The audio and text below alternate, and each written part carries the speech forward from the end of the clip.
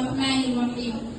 आला हजरत यांचे चरित्र। आला हजरत इमाम अहले सुन्नत इमाम अहमद रजा खान त्यांच्यावर अल्लाची कृपा असो यांच्या जन्मबरेली शरीफ येथे शनिवारी जोहरच्या प्रार्थनेच्या वेळी 10 परम रोजी झाला। लहानपणापासूनच आला हजरत अत्यंत बुद्धिमत्ता आणि विलक्षण स्मरणशक्ती असलेले व्यक्ती होते। अवघ्य 8 वर्षाच्या वयात त्यांनी संपूर्ण पवित्र कुराण वाचून पूर्ण केले होते।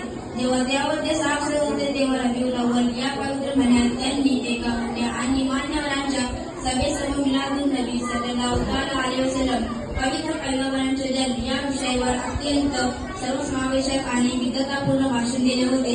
अवघ्य 13 वर्ष 10 महिने आणि 4 दिवसात त्यांनी त्यांचे आदरणीय वडील मौलाना नकी अली खान त्यांच्यावर अल्लाची कृपा असो यांच्या मार्गदर्शनाखाली सर्व इस्लामिक शास्त्रांमधील आपले औपचारिक शिक्षण पूर्ण केले। आला हजरत यांनी ज्ञानाच्या विविध शिक्षणाच्या यांचे सुमारे 1000 पुस्तके लिहिली। त्याचप्रमाणे त्यांनी शेकडो आणि हजारो इस्लामिक नियम फतावा लिहिले। तरी दुर्दैवाने ते सर्व काळाच्या ओघात जतन केले जाऊ शकले नाही।